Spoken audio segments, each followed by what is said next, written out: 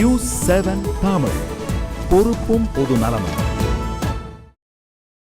சமூக வலைத்தளங்களில் இந்நேரத்தில் என்னென்ன விஷயங்கள் அதிக ஆக்கிரமிப்பை பெற்றிருக்கின்றன என்பதை வாட்ஸ் இப்போ பகுதியில் பார்க்கலாம்.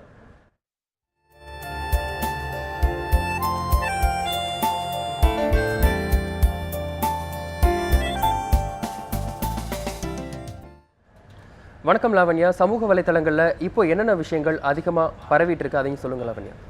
நிச்சயமா இப்பொழுது வந்து நம்ம சமூக வலைத்தளங்களில் பார்க்க இருக்க விஷயம் என்னென்னா, காஷ்மீரில் நடக்கக்கூடிய 3ஆம் கட்ட தேர்தல் தொடர்பாக அங்கே பாதுகாப்பு ஏற்பாடுகள் வந்து பலப்படுத்தப்பட்டிருக்கு. இது தொடர்பான செய்தி வந்து அதிக அளவில் வந்து பகிரப்பட்டுருக்கு.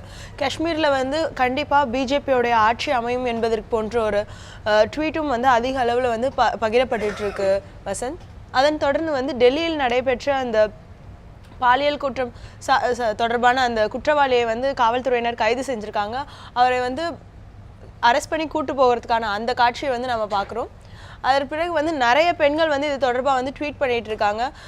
நீங்கள் வந்து அந்த பெண்ணை வந்து இப்படி கொடுமைப்படுத்திருக்கீங்க, காரணம் அவருடைய உடை வந்து உங்களை வந்து ப்ரொவோக் பண்ணியிருக்கு அப்படின்ற மாதிரி ஒரு ரீசன் சொல்கிறீங்க.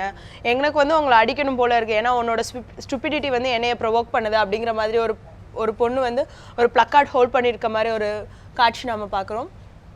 அதே மாதிரி ரேபிஸ்ட் வந்து அங்கே ஸ்பாட்லேயே என்கவுண்டர் பண்ணோம், அப்படி இல்லைன்னா அவங்க வந்து சென்டென்ஸ் டு டெத் பண்ணணும், இதுதான் வந்து ஒரு தீர்வாக இருக்கும் பெண்கள் பாதுகாப்புக்கு இந்த நாட்டில் அப்படிங்கிற மாதிரியான ட்வீட்டும் நம்ம பார்க்குறோம்.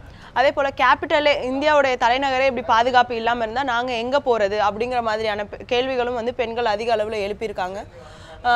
இதுக்கு வந்து இந்த மாதிரி பெண்களுக்கு பாதுகாப்பு விஷயங்கள்லேருந்து வந்து வெளியே வர்றதுக்கான ஒரு கேள்விக்கு வந்து நாங்கள் ஏன் சேஃபாக இல்லை டெல்லி ரோட்ஸில், இந்த கேள்விக்கான பதில் வந்து பிஜேபி ஆட்சி வந்தால் கிடைக்கும் அப்படிங்கிற மாதிரியான பிரச்சாரங்களும் வந்து அங்கே வந்து டெல்லியில் வந்து பரவலாக போயிட்டுருக்கு வசந்த். தகவல்களுக்கு நன்றி லாவண்யா. நன்றி வசந்த்.